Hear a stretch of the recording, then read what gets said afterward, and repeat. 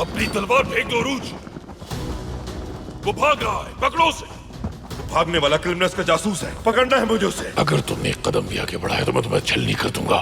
अगर वो जासूस है तो उसे मैं पकड़ूंगा। मेरे आदमी हर जगह मौजूद है, वो कहीं भाग नहीं सकता। खुद को हवाले कर दो।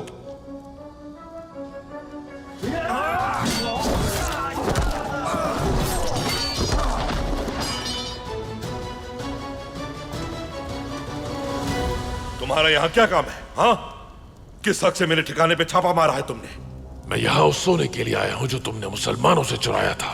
तुम जिन उस्मानियों पर इंतजार कर रहे हो, अब वो भी तुम्हें नहीं बचा सकते। क्या खुराफात बक रहे हो तुम? मैंने वो सोना उन लुटेरों के हाथों से बचाया था। गलती कर रहे हो तुम। तो फिर यहाँ पर क्यों छुपा के रखा है?